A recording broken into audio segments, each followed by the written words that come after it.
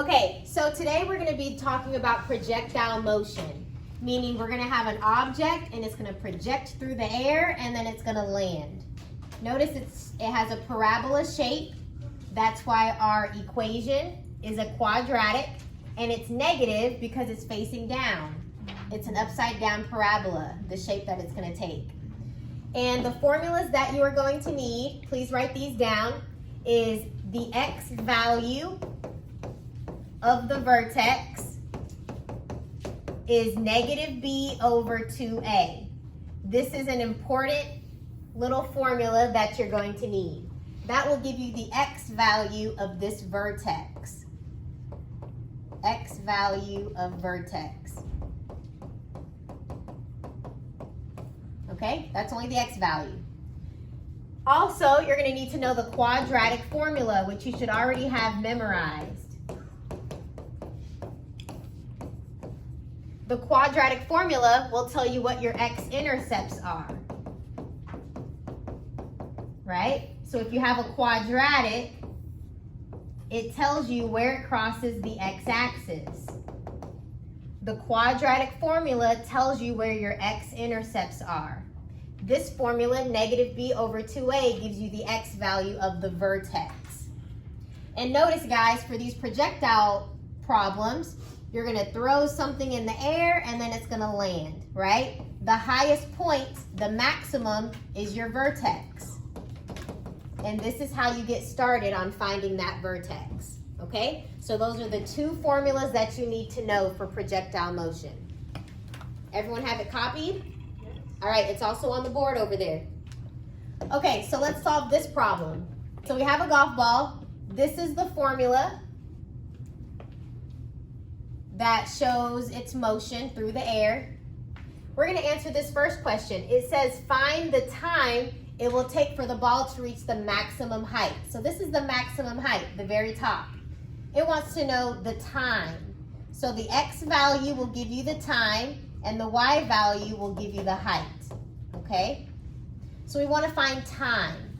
So to find the x value of the vertex, you use negative b over 2a. That's going to tell us the time it takes to get to the maximum height. So remember, this is A, B, and we don't have a C value. Your B value is 200, so this will become negative 200 divided by 2 times your A value, which is negative 16. This is the same thing as 2 times negative 16 is negative 32. So everyone in your calculators do negative 200 divided by negative 32. Let me know what you get. 6.25. Perfect. 6.25. So this is the time it will take for your golf ball to reach the highest point. 6.25 seconds. So that's the answer to part A. Okay, let's answer the next part of the question. Part B. You want to find the maximum height of the ball. So to find the maximum height, well, they gave us the formula for the height. All you need to do is plug in time. So this is the formula for the height. All you need to do is plug in the time that we just found. It's going to take 6.25 seconds to get to that highest point. So we're plugging in 6.25 seconds. Okay, so I'm going to walk you through how to find this in your calculator. You have to do order of operations. So you're going to do 6.25 squared. You should get 39 something, right? 39.625. Take that number, hit the multiply button, and multiply it by negative 16. Negative 625. Thank you, negative 625. Plus, you're going to do 200 times 6.25. You're going to get 1,250. Add those together. You'll get 625. So this is the maximum height that it'll reach. So let me explain what we found. In 6.25 seconds, this golf ball will reach a height of 625 feet. And that is the highest it will reach. After that, it's going to start descending until it hits the ground. Okay? All right, let's try another problem. So we have a cannon. We launched a cannonball from the height of 4 feet. So from 4 feet, it starts, it goes into the air, it reaches its highest point, and then it starts to descend until it hits the ground. Okay, so the first question is, find the maximum height of the cannonball. You have to do negative b over 2a. That's just going to give you the x value of the vertex. We want the y value for height, okay? So negative b, this is a, b, and c. So this will be negative, your b value is 125, and your a value is negative 16. So negative 125 divided by negative 32. Let's put that into our calculator. 3.90625. Perfect, thank you. That's how long it takes for it to get to the maximum height, okay? You can think about this length, this axis right here, you can think of this as time. The x-axis often represents time, and it does in this case. And then this right here represents the height. So what we found was the x value of the vertex, which is 3.90625. That's how long it takes to get to the highest point. We're going to plug this value in to find the maximum height. Okay, so we're going to plug, okay, so 3.90625, 0.90625. Okay, so 3.90625 squared, and then multiply it by negative 16. You should get negative 244.140625. And then 125 times 3.90625, you should get 488.28125 plus 4. When you add all of that together, you should get 248. Is that what y'all are getting? Perfect. 248 feet. Okay, so that's how long, it takes 3.9 seconds approximately for the cannonball to reach 248 feet. And this represents the coordinates of your vertex. Does that make sense? Yeah. All right, so if you just answer the question, it just wants the maximum. This is the answer to part A. Next, we're gonna find how long it will take for the cannonball to reach the ground. Okay, so guys, if you follow this, follow it right here. It reaches the ground right here, and you can think of the ground as the x-axis.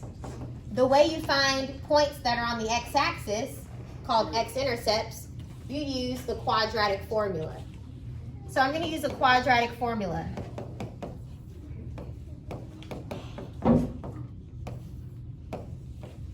Okay, so this is A, B, and C. So your A value is negative 16. Your B's and your C's, replace those with your B value is 125. And your C value is 4. Guys, please make sure the square root symbol extends all the way to the 4. Okay? All of that is underneath the square root symbol. Okay, so let's simplify this, guys. This T value, T is equal to negative 125 plus or minus the square root of 125 squared is 15,625 minus 4 times negative 16 times 4. It's negative 256. All over 2 times negative 16 is negative 32. Guys, these two negative signs make a plus sign, correct? Okay, so we need to add those two numbers together. We need to add here. So what this will be is the time is equal to negative 125 plus or minus the square root of 15 15,625 plus 256 is 15,881 all over negative 32. So guys, make sure you take the square root of that. You're gonna need to use parentheses on your calculator or else you'll get an error sign. Okay, the square root of 15,881, it's 126 point, or I'll write at least 4 past the 0. All right, and let me copy down the rest. You have the plus or minus, and then the negative 125 all over negative 32. Okay guys, just think with me real quick. The quadratic formula will always give you 2 answers. Negative 125 plus this number divided by negative 32, and negative 125 minus this number. We always want time to be positive. You cannot have negative time. Okay, so guys, to make this quick, just choose the minus sign. You don't have to do the plus sign, because the plus sign will give you a negative answer. Okay, so everyone follow along. We're going to do negative 125 minus 126, that long number. Hit enter. Then divide it by negative 32. Everyone should be getting 7.84437. That is how long it will take to land on the ground. That is the x-intercept. The x-intercept is 7.84437. So that's how long it will take for it to get to the ground, yes. The domain is always from left to right. Domain represents time in this scenario. So we started at 0 seconds and it landed at 7.8 seconds. So this is your domain. You'll never have infinity in these projectile problems. It will not go on forever. Next, let's talk about the range. It starts on the bottom right here. This is the ground. This is the lowest that the cannon will ever be. So the bottom, the lowest the cannon will ever be is at 0, the cannonball. And the height, we said the height was 248. So guys, this is the range. Does that make sense? Mm-hmm. All right, nice, let's move on. So now we have a baseball being thrown in the air. So we have somebody and they throw a baseball. And the ball is caught when it is 2 feet from the ground. So this is the ground, but someone dives in and they catch the ball right here. Make sense, guys? So your height, what's the height? 2. They catch it at 2 feet. So guys, this is height. This is the equation they gave us for the height. So replace the height with 2. They're catching it at the height of 2.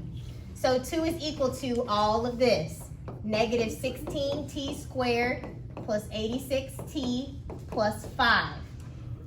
Now, we're going to now solve for t, because it's asking how long was the ball in the air? Long. How long was it? That's time. We're solving for t. So the way you solve for t, you need to move everything over to one side. That means you need to subtract 2. So you get 0 on that side is equal to negative 16t squared plus 86t. 5 minus 2 is 3. Do you guys know how to solve this? Yes. What do you use? Factoring. Quadratic formula. Or you could factor. I feel like quadratic formula would be actually. If you want to factor it, you can try factoring you it. You can divide all that by 3, huh? Yeah. No, 16 can't be divided by 3. I thought it was 8. All right, so guys, we're going to use a quadratic formula. So x equals negative 86 plus or minus square root. 86 squared minus 4ac, all divided by 2a.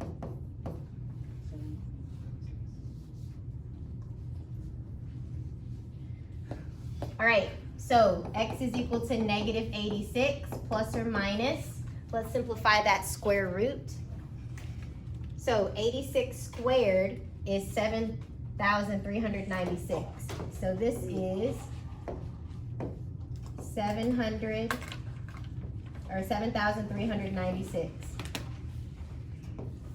4 times negative 16 times 3 is negative 192. What do two negatives make? Positive. So you need to add these together. So 7,396 plus 192, you get 7,588, all over negative 32. Okay, take the square root of that. Okay, you get 87.1091. So we get x is equal to negative 86 plus or minus 87.1091 divided by negative 32.